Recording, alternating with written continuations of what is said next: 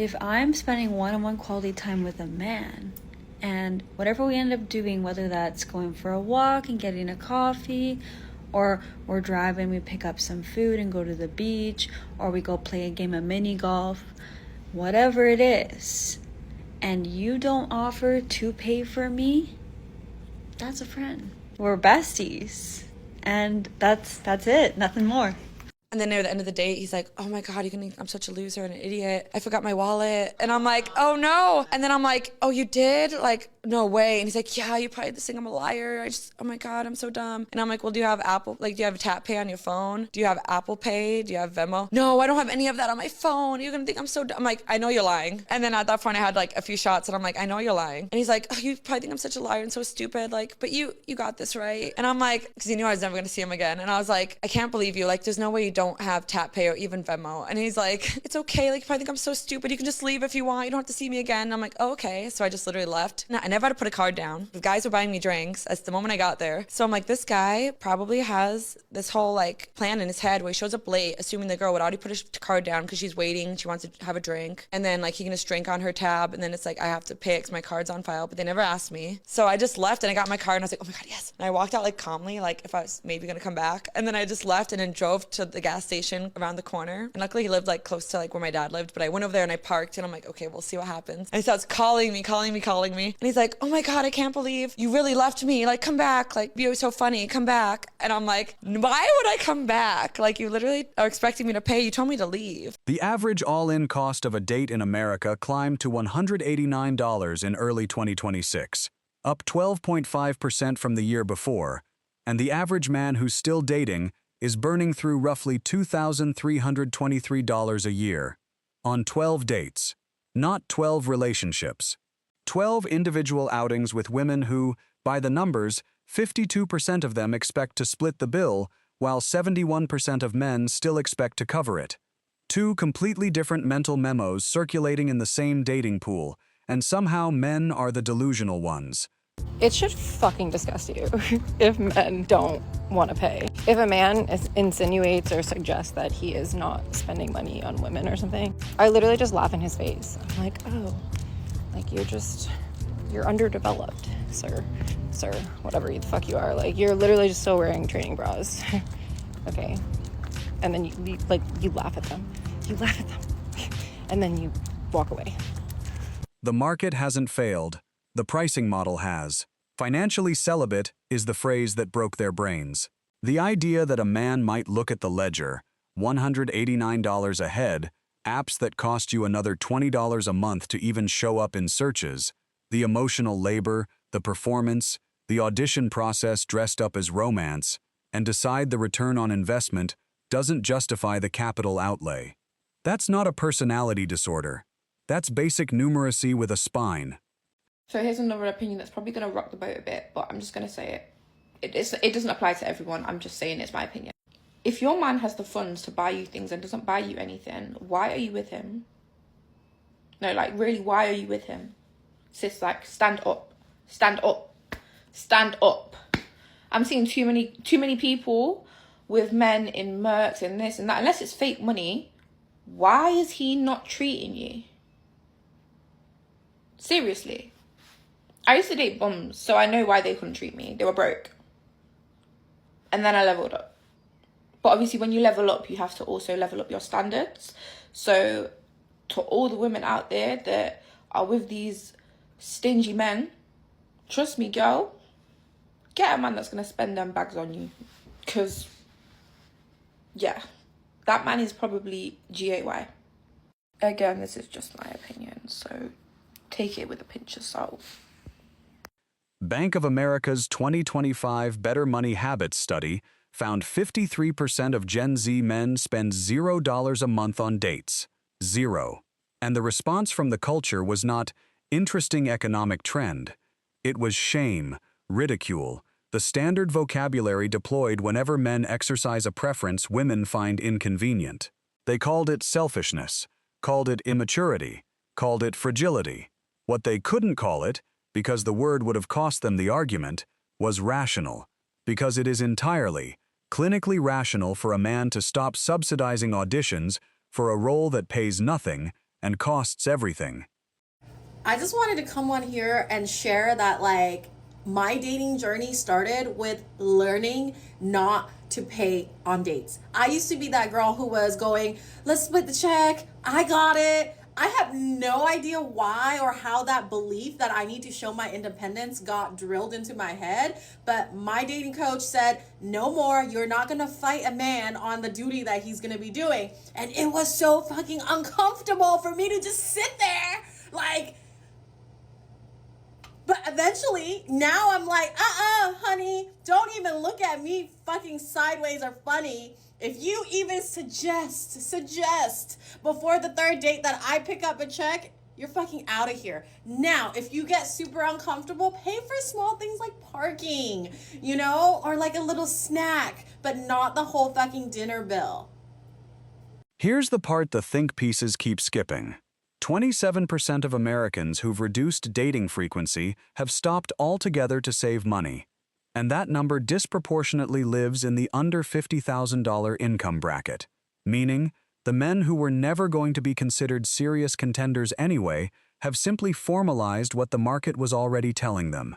The women who were never going to pick them are now furious those men stopped showing up to lose gracefully. That's the outrage stripped to its skeleton. The reason you have to charge men to spend time with you, and I know that sounds extreme, but just like in general terms, if a man is not paying your bills, providing for you in any type of way, then there's no point to be around him because he doesn't take you seriously. So the relationship isn't rooted in anything serious. The man doesn't respect a woman he doesn't pay for because men don't respect things that they don't pay for. And yeah, a lot of men just look at women like things, and that's fine. Don't take it personal. But if you're gonna be treated like an object, you're gonna be lusted over like a thing, like an object, then you need to charge like you're a fucking object, okay? Men are gonna lust after you either for free or you're gonna charge them for it, but they're gonna do it either way. And when you take it a step further, men only respect, human beings really only respect and take seriously the things that they put their money toward.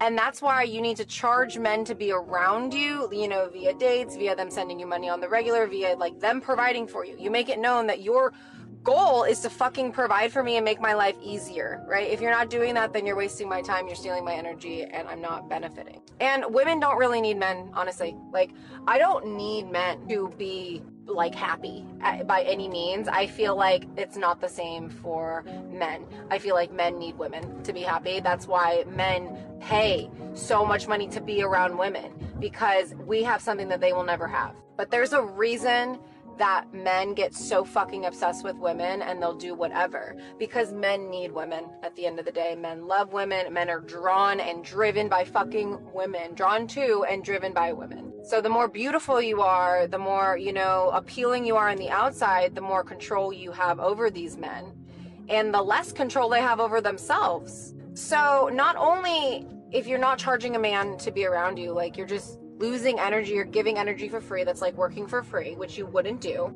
But also men don't take seriously, because humans don't take seriously what they don't pay for, like what they don't put their money toward. Like you don't take seriously free things as you do for what you've paid for, because you didn't have to do anything for the free thing, okay?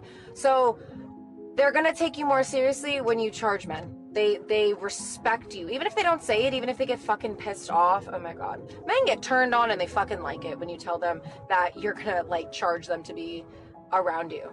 I swear, even if they don't say it, they don't even fucking need to, because every fucking man that I've ever known that I've done this with has come back and fucking been obsessed with me, overly attracted to me, because you make them have purpose. You put them in their fucking masculine, you make them feel like a fucking man when you're like, bro, I demand you to be a man. I demand you to have to fucking provide and do something to get my fucking energy, because you're not going to get it for free. And then they respect you more and you get paid for it, right? You get paid for your fucking beautiful divine essence, as you fucking should.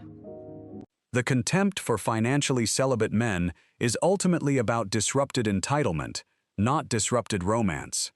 Nobody actually sits around grieving the man who chose not to take her to a $189 dinner. What they're grieving is the removal of a resource extraction mechanism that was never labeled as such, because the language of romance kept it tasteful. Provider access dressed up in candlelight. The moment men stopped lighting the candles, the candor arrived. Go on dates as a hobby. Like one of my hobbies is going on first dates. And here I am. I go on the first date, like, sure, yeah, to meet the guy, to talk, get to know them, tell them about me, like, see if there's potential love there, like, whatever. Like, that's a small part of it. A big part of it is that I go and I get to try a new restaurant or a new spot in Boston. And usually, if not always, it's funded by the guys.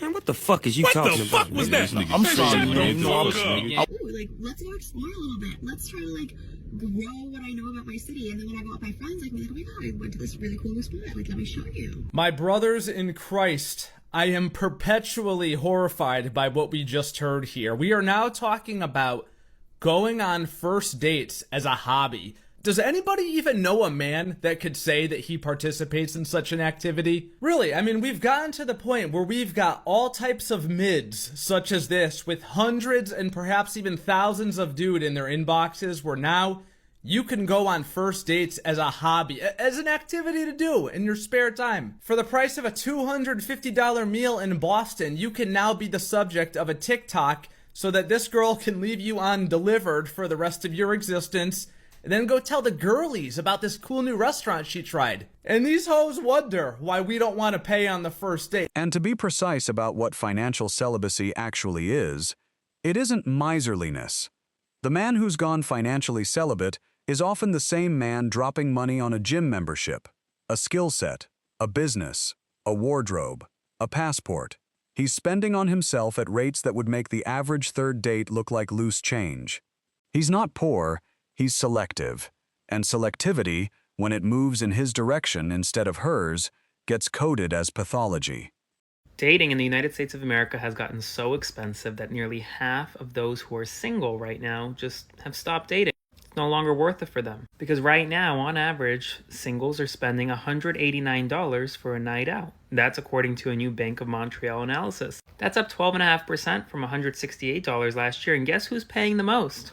Millennials. Millennials on average are spending $252 for a date night. That's a 32% jump from 2025. Gen Z, well, you're spending $205 on average for a date night, up from $194. 14% of those surveyed spend on average $300 or more for a date night. And when you go out, it's not like you're getting a ton for $200 anymore. There are plenty of taxes, you have to make sure to tip. Restaurants are charging an exorbitant amount of money for anything nowadays. According to a recent study done by Mando Media, in New York City, for example, for $122, you get a starter, 2 entrees, and 2 cocktails.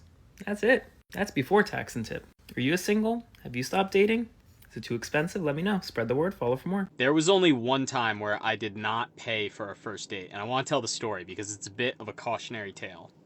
So this was back in 2019. I was 22, 23 years old, just moved to New York City, East Village. I'm swiping on the dating apps, and I match with this gorgeous woman. She was a few years older than me. I think she was like 27 or 28, like 5 years older than me. And I had just gotten out of college, so I had never actually been on like a real date before. Because in college, you don't really go on dates. You like meet people, you meet girls in your classes, or like at parties and stuff, and like you hang out and do other things. Not like a formal, like we're going to get drinks or dinner, like sit down date. So I go to Cooper's in the East Village, and I sit down at the bar, and this girl is running late, and she was like 30 minutes late. And when she shows up, she had just come from the gym, so she's kind of in like workout clothes, but I'm like, all right, whatever. Like, but as soon as she sat down and we started talking, I realized like we didn't have that much in common. Probably she was foreign.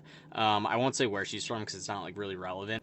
But like the whole date, there's kind of like this weird vibe. It was almost like, are we even on a date right now? Like we're sitting at the bar, and at one point she literally, I remember she got up to go to the bathroom, and I got the sense, I was like, did she just walk out?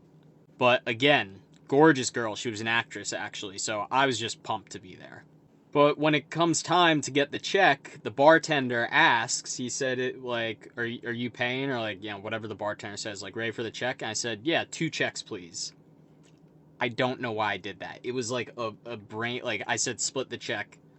The other thing was she got just a salad. Like I was like drinking. I was ready to like have a time on a date, and she just got a salad. It may have been January or something, but yeah, I don't know. I just, for some reason, I said split the check. And when I said that, oh my God, she just she turned her head and glared at me, and then she said something like, "Are you not a man?" and like made a scene in the restaurant. Like people are like looking over at us because she's just like berating me about like, how could you not like pay for my dinner? Like it just like absolutely insane. So I was like, I was apologetic. I'm like, I'm sorry. I don't know why I said that. Like I ended up covering it. So I actually did end up paying for the date, like after. But the weird thing after that was she then proceeded to walk me home. She was like, I was like, all right, like this just went terribly. Like I'm just gonna go home. And she's like, oh, I'll walk you home. And as we're walking home, she's like, continually like, yeah, I just don't know why you would do that. And like, I know what you're thinking. Like it sounds like you're about to invite her, like get her into your apartment. That was not, I promise you, that was not the vibe. At this point, this is a 28-year-old woman just walking home a sad 23-year-old kid. Anyway, got back to my apartment and said our goodbyes. And then I remember she like texted me later. It was like, hey, can you delete those pictures? She sent me some pictures. Nothing like that. Just like had sent me some pictures and like was just, yeah, it was just like one of those welcome to New York City moments where just like, and now I always pay for the first date. Which is what I would do anyway. Like, again, I'm not saying I did the right thing. I don't know why I did that. It was like a total like just brain like fart, whatever. But fellas, always pay for the first date because you can get embarrassed out there. That's not why you should pay for a first date, but like just don't do what I did when I was 23. Maturing is realizing expensive dates don't equal effort. Who gives a Whoa. Who cares about effort if you're spending $10,000? Ah! That's effort. No, it's not. No, it's not. Yes, it is. No, it's not. That's not effort. That's not effort. No, it's not. That's not effort. Yes, that is simply money. Well, let me tell you. Okay, go. How do you get the money? Huh? How did you get the money? Effort, right? It takes hard work to get money in most scenarios. Yeah. That's my effort, and I'm choosing to use my effort that I get. No, you shut up when I'm talking. You're taking a loophole. No, it's not a loophole. I'm telling you where my mind is. If you're spending a lot of money on a date, that's effort. Because it takes a lot of effort to get that money in most scenarios. So if I took me a lot of effort to get this money and I'm spending it on a date and experience for us two, that's the effort. No. I just cooked. That's a loophole. You think you cooked. The statement is simply expensive dates doesn't equal effort. Yes, it does. Effort. No, I think you're wrong, Bob. Effort is what's my girl's exact lipstick butter pecan praline, something 16. Let's see, I have it in my notes. What's her exact lipstick from this place? I'm gonna get that. This was never really about them. Every man watching who's redirected even half of what he used to spend on dates into his own financial foundation knows the return differential is embarrassing. The man who chose his own compounding over someone else's entertainment fund isn't broken. He's building. And what he's building, quietly, is the leverage that will eventually let him choose from a position of genuine abundance rather than manufactured scarcity. Let them call it stingy. Stingy men retire early. Generous ones go broke funding situationships. Ladies, I want you to listen to me, and I want you to listen to me really carefully. A stingy man, or a man that does not like to give to you, will always keep you in your masculine energy. It does not matter if he does all of the basics, okay? If he does the bare minimum sorts of things. For instance, this could be a man that you're in relationship with, or a man even that you're married to. And sure, maybe he pays the bills, but if he is not giving to you, pouring into the feminine side of you, if you're not receiving flowers, if you're not receiving love notes, if you're not receiving special gifts, if you're not receiving words of affirmation, if you're not receiving quality time from him, if you're not, being taken out to your favorite restaurants for dinner, if you're not being cherished through his actions, that is a man that will cause you to feel that you are lacking. Okay. And when you are in a mindset and a state and a feeling of lack, that will put you in your masculine. Okay. When you're not able to receive, that will also put you in your masculine, because as women, we are the receivers. I will say it time and time and time and time again. And that's why all of these guys are the ones that clearly weren't raised how to actually be chivalrous, how to be protectors, providers, and those sorts of things, those guys that want to be treated like women, they are the main ones that will put you and keep you in your masculine energy because they want to be you. They want to flip it. They want you to treat them like they should be treating you. Okay? So I want you to keep that in mind. And I understand reciprocity has to happen. I'm not saying that you shouldn't ever do something for the guy that you care about. But what I am saying is if he is intentionally being stingy with his affection and not showing it in ways that you can receive it, then you need to cut that guy off.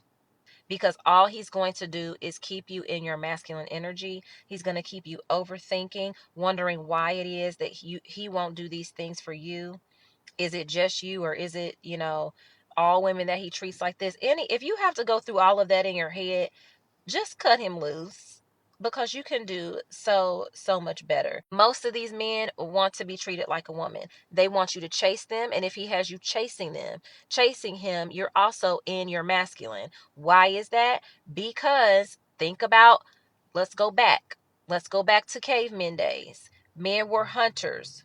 Women were the gatherers and the nurturers. I'll say it again. Men were hunters. They went out and hunted for the kill. He's supposed to be hunting for the woman that he wants.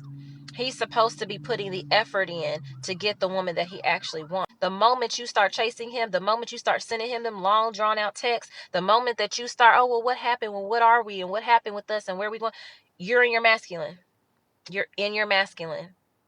And I know it's hard, but you got to come out of that. Because when you lean back, that's when you allow him to step up or either step away. And you need to be okay with him stepping away so you can actually get the man that you want. Okay? Because otherwise, you'll be in no different of a situation with that guy than you would be as if you were dating a woman. Okay? Because he wants to be you and be treated like you. Just is what it is. Stay strong, guys. As always, I wish you tremendous success. Now it's your turn. Is financial celibacy an act of self-preservation, or has it gone too far? Let me know in the comments. Thank you so much for watching. If you found value in this one, hit the like and subscribe buttons, ring the notification bell, drop a comment, and share it with someone who needs to hear it. See you in the next one, guys. Till next time.